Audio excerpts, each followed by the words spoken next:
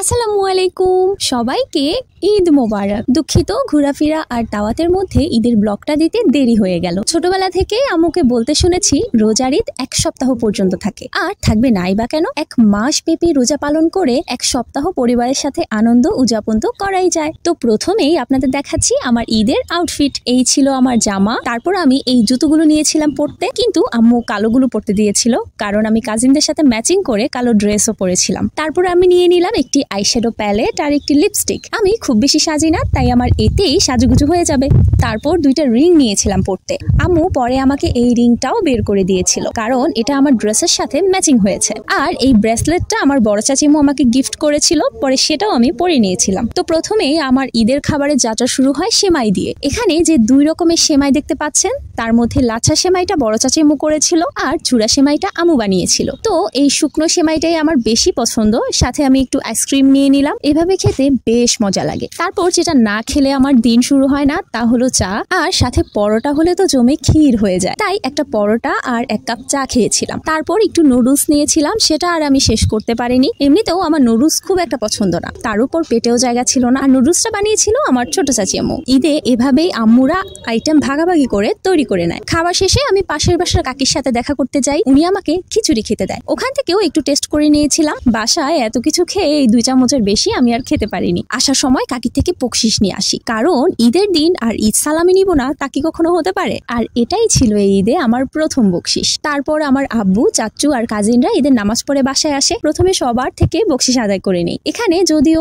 সব আমার একার ঈদ সালামি ছিল না, তারপর আমরা ফুপ্পির বাসা কুমিল্লার উদ্দেশ্যে রওনা হয়ে যাই। সেখানে আমার দাদুমণিও ছিল। এই প্রথম ঈদের দিন বাসার সবাই মিলে কোথাও যাচ্ছিলাম। যাই হোক, বাসে বমি আটকাতে 5 চকলেট খেয়েছিলাম। আর এই তো আমরা পৌঁছে গেলাম কুমিল্লা।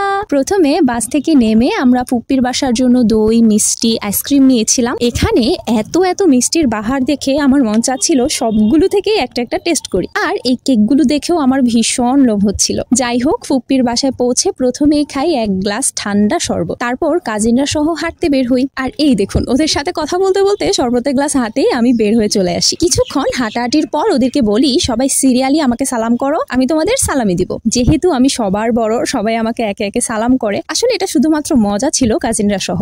আর এই যে আমি আমার জাদুর বাক্স থেকে ওদের জন্য সালামি বের করে ছোট থেকে বড় ক্রমান্বয়ে সবাইকে ঈদ সালামি দিই। ওরা ভাবছিল আমি হয়তো পরে আবার ওদের থেকে টাকাটা ফেরত নিয়ে নিব, কিন্তু না, আমি সত্যি ওদের বকশিশটা দিয়েছিলাম। এরপর আমাদের ডাকা হয় খাবার খেতে। সবাই একসাথেই খেতে বসি। আমি প্রথমে মুরগি দিয়ে খাওয়া শুরু করি, পরবর্তীতে গরুর মাংস নিয়ে নিই। আর কে কে আমার মতো এভাবে লেবুর খোসাটাও খান তা কমেন্টে জানাবেন। বাই দ্য ওয়ে, লেবুগুলো কিন্তু আমার ফুপ্পির গাছেরই ছিল। এই যে দেখুন, মাশাআল্লাহ খুব সুন্দর লাগছে গাছে দেখতে। খাবার শেষে সেগুলোকে হজম করতে চাই কোল্ড ড্রিঙ্কস, তাই একটু ফিজাব খেলাম, তারপর একটু মিষ্টি খেলাম। প্রথমে এই মালাইকারি মিষ্টিটা টেস্ট করলাম, পরে এই কালো মিষ্টিটা। এটার ভেতরটা গোলাপি, দেখতে সুন্দর লাগছিল, তবে টেস্ট ভালো ছিল প্রথমটারই। এরপর আমরা ফুপ্পির বাসা থেকে বিদায় নিয়ে চলে গেলাম বড় চাচিমুর বাড়িতে। সেটাও কুমিল্লা জেলাতেই ছিল, তবে জায়গাটার নাম অর্জুনতলা। সেখানে নাকি আমি লাস্ট 2006 সালে গিয়েছিলাম, যখন আমার চাচাতো ভাই হয়েছিল। আর এই তো এখানে আমার সেই ভাইটাই ওর নানু বাড়ি আমাকে ঘুরে ঘুরে দেখাচ্ছিল, মসজিদ, মাজার, দিঘি, বাগান সবকিছু। তারপর বাসায় গিয়ে বসার পর একজন নানু জর্দা, মিষ্টি আর পায়েস খেতে দেয়, কিন্তু দুপুরের খাবারই তখন পেটে ঘুরপাক করছিল।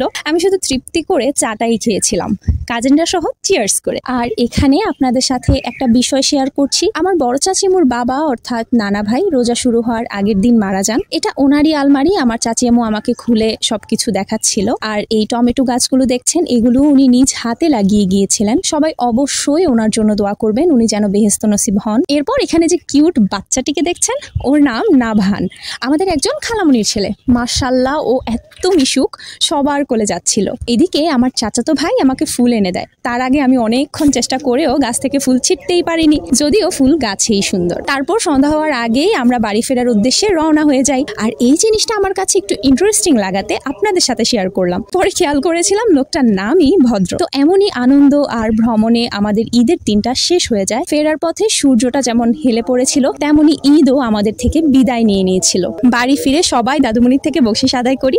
এখানে আমার ঈদ সালামি প্লাস পরীক্ষার রেজাল্টের বকশিশ একসাথে ছিল। সব শেষ ঘুমানোর আগে এই সন্দেশের মতো মিষ্টিটা খেয়েছিলাম, এটার নাম নাকি পেয়ারা। এটাও বেশ ইন্টারেস্টিং একটা জিনিস। যাই হোক, সবার ঈদ কেমন কাটলো আর আমার ঈদের ব্লগ আপনাদের কেমন লেগেছে তা কমেন্টে জানাবেন। আর বর্ষা আপু, আপনাকে অসংখ্য ধন্যবাদ এত সুন্দর একটি কমেন্ট করার জন্য।